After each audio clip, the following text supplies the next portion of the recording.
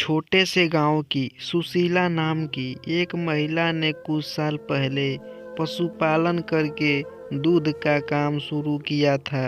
अपने काम की शुरुआत उन्होंने 2 पशुओं से की। दूध निकालने और फिर दूध बेचने के काम खुद ही करती थी। हालांकि उनका भरा पूरा परिवार है। बच्चों की शादी हो चुकी है। बेटी की शादी पिछले महीने ही हुई थी। आस पड़ोस के घरों की महिलाएं उन्हीं के यहाँ दूध लेने आती हैं।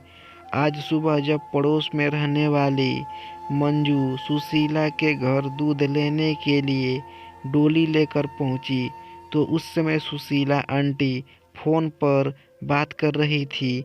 अतः मंजू ने कुछ क्षण रुकना ठीक समझा और सुशीला आंटी ने रुकने का संकेत भी किया तो वह रुक गई।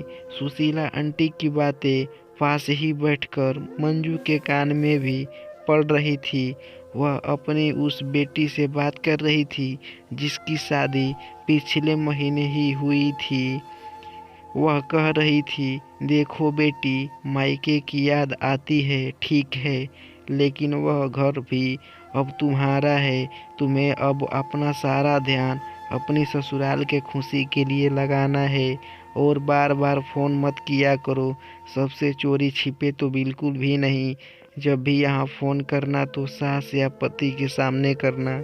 पति की खुशी में ही पत्नी की खुशी होती है। तुम अपने फ़ोन पर मेरा फ़ोन का इंतज़ार कभी मत करना। मुझे जब कभी भी बात करनी होगी तो मैं तुम्हारी सास या दामाद जी के नंबर पर फ़ोन लगाऊंगी, तब तुम भी बात करना। बेटी, तुम्हारी शादी हो चुकी है, अब ससुराल में हो।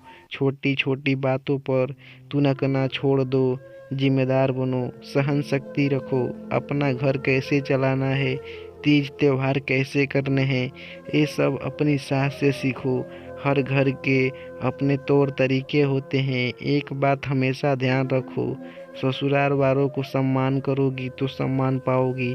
मायके के लाज रखना, ठीक है, सुखी रहो।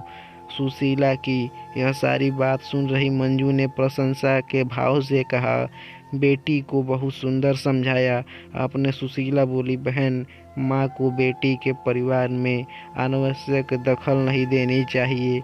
उन्हें अपने घर की बातें को भी बिना मतलब इधर उधर नहीं करनी चाहिए।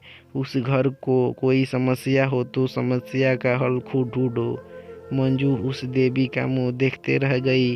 सभी माँ को इसी तरह से सोचना चाहिए ताकि बेटी अपने घर को खुद का घर समझे और उसके घर में खुशहाली आए।